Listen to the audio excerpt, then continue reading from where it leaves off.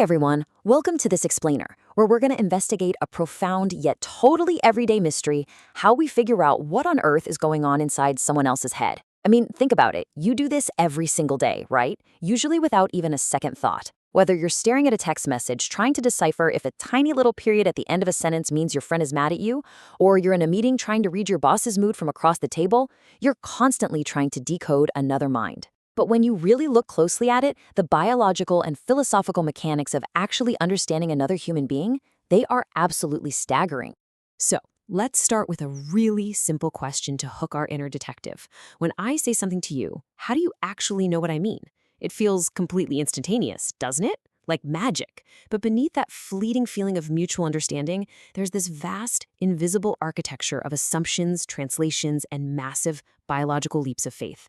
Your brain is literally doing an incredible amount of heavy lifting just to get the gist of a simple hello. And scaling that up, how do we ever bridge the gap between our own isolated minds to truly understand the deep beliefs, the nuanced desires, and the complex intentions of anyone else on the planet? Are we actually reading their thoughts, tapping into some shared human frequency? Or are we just making incredibly sophisticated, biologically driven, educated guesses? Well, let's unravel this. Okay, here is our detective's corkboard for this explainer. First, we'll look at the mystery of meaning, then Quine's radical translation, followed by the belief ambiguity. After that, we'll dive into how we read minds, explore the simulation theory, and finally, look at the limits of knowing others. Let's get right into it. Section 1, the mystery of meaning. Let's jump right into our first clue and establish just how fundamentally challenging it is to interpret another person's thoughts. So this brilliantly illustrates the core problem, straight from cognitive science research. Experiencing your own emotions or thoughts. Say, feeling a sudden wave of disappointment because your favorite coffee shop is closed, or just getting a sudden headache. That's easy. It's entirely direct. You just feel it. But recognizing, representing, and decoding that exact same state in another human being, that is an entirely different, highly complex leap. It's a second-order activity. Your mind actually has to step outside itself and think about another mind. It's a process that is miraculously fast, sure, but cognitively exhausting if you really break it down. Moving to Section 2, Quine's radical translation. To really grasp how hard decoding meaning is, we need to turn to the extreme philosophical skepticism of the mid-20th century. Specifically, we're looking at the work of Willard Van Orman Quine. Quine was this wildly prolific Harvard philosopher whose work fundamentally shook the foundations of how we view language. I mean, just looking at this random page from his archives, page 659 reveals an output that was as incredibly dense as it was massive. He wrote on everything from mathematical logic to the very nature of human knowledge, and he had a very specific, challenging view on how we understand each other. Let's dive into a foundational concept he introduced. It's called holophrastic indeterminacy. Try saying that 3 times fast. Basically, this is the idea that there's always more than one correct way to translate a sentence, and absolutely no objective way to prove one translation is the ultimate truth. And we're not just talking about swapping out a word here or there. The translations might differ in the net import of the entire sentence. Think of it like trying to perfectly translate a culturally specific joke or a poetic metaphor into a totally different language.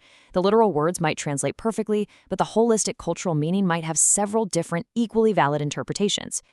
He demonstrated this through what he called radical translation. It's an armchair thought experiment where you try to translate a completely foreign language from scratch, based purely on observing a native speaker's behavior and their basic perceptual stimulations. Imagine a linguist studying an isolated tribe.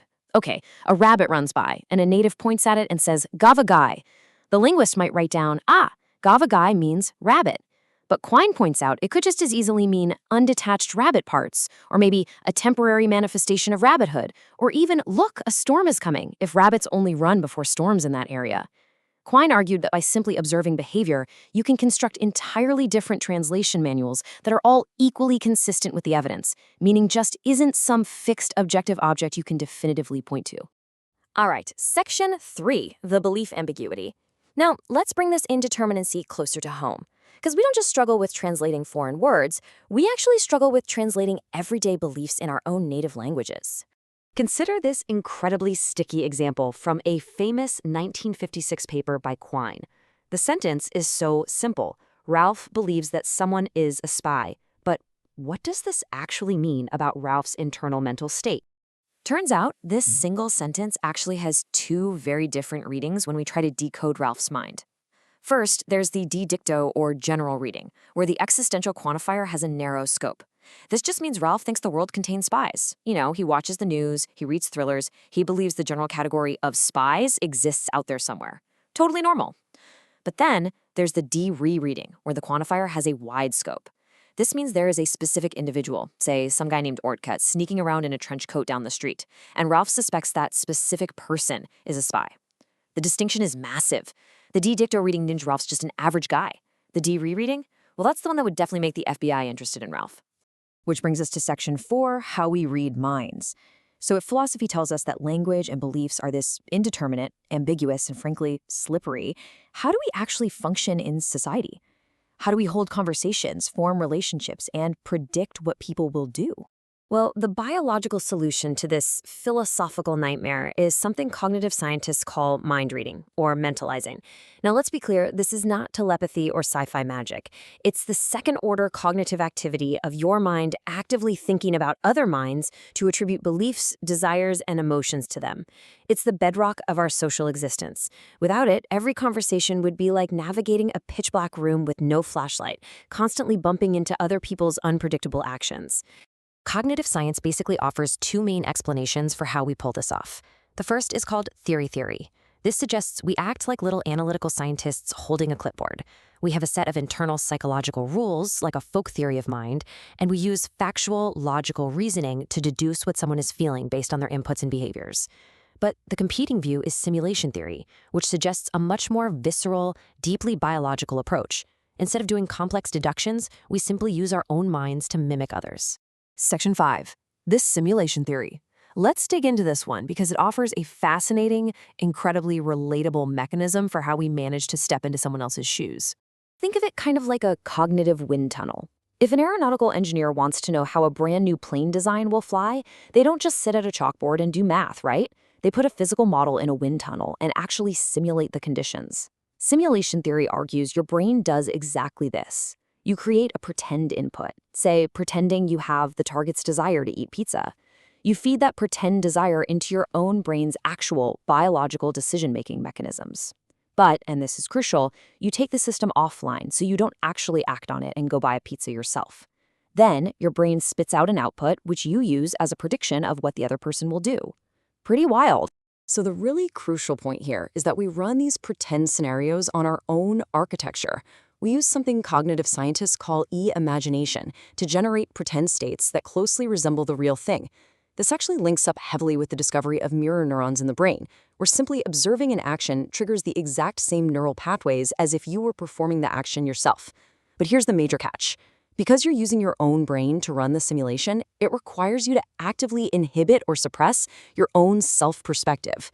If you don't actively suppress your own self, you're going to accidentally project your own true beliefs onto the target, completely ruining the simulation. And this suppression, it isn't easy. It takes serious cognitive effort. When these simulative capacities or self-perspective inhibitions are impaired, it can wreak absolute havoc with a person's social aptitudes. In fact, this failure to automatically simulate or inhibit self-perspective is heavily studied as a major factor in understanding conditions like autism. When this failure happens, rapid, subtle social interactions can sometimes feel like an uninterpretable blur because the underlying simulation machinery just isn't firing in the standard automatic way. And finally, Section 6, limits of knowing others. Let's pull all this together and connect the philosophical with the biological to look at the ultimate limits of truly knowing another person. Remember Quine?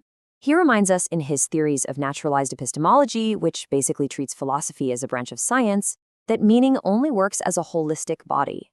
Just like translating a foreign language requires looking at the whole theory to preserve empirical implications, our brains build a holistic, albeit imperfect, model of someone else's mind based on a massive, interconnected web of simulated assumptions. We can't just simulate one single belief in a vacuum. We kind of have to simulate their whole worldview. Because we use our own brains as the primary model, we are constantly fighting what researchers call quarantine failure. This is the accidental leakage of our own perspective, our own biases, and our own true beliefs into our simulation of the other person. The monitor in our brain that's supposed to cleanly separate my beliefs from your beliefs is biologically messy and super prone to error. Combine that cognitive difficulty with Quine's holophrastic indetermination, the idea that true, objective translation of meaning might be entirely impossible, and our everyday mind reading remains a miraculous but highly flawed, messy biological leap of faith. Which leaves us with this final, provocative thought. Next time you look at your closest friend, your partner, or a colleague across the table, ask yourself, do you actually know what they mean? Or is your brilliant, messy brain just running a really, really good simulation in its own private wind tunnel?